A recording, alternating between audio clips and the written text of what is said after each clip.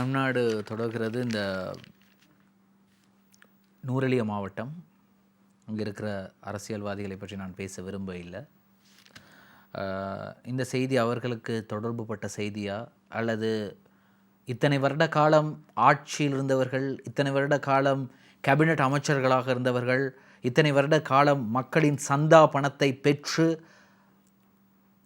கட்சி நடத்தியவர்கள், தொழிற்சங்கங்கள் நடத்தியவர்கள், இவர்களை பற்றியும் நான் பேச விரும்பவில்லை. ஆனால் இந்த செய்தி இவர்களோடு தொடர்புடைய செய்தி.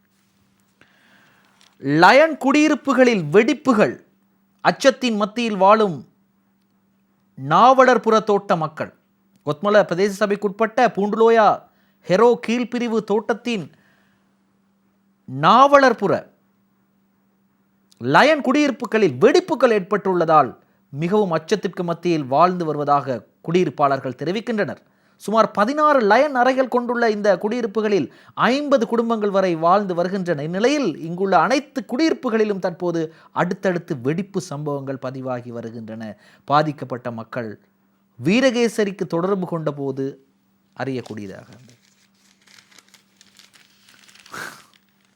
இந்த மக்கள் இன்று நேற்றல்ல, பல வருடங்களாக அவர்களது வீடுகள், அவர்களது லயன் அறைகள் இப்படித்தான் இருக்கிறது. சில நேரங்களில் தீப்பிடித்து எரிகிறது, சில நேரங்களில் வீடு மண் சரிவு கிழக்காகி இது போன்ற வெடிப்புகள் இருக்கும்போது மழை காலத்திலே அவை தண்ணீர் ஊறி ஊறி ஊறி அந்த கட்டிடம், அந்த கற்கள் எல்லாம் விழுந்து இடிந்து விழுகிறது.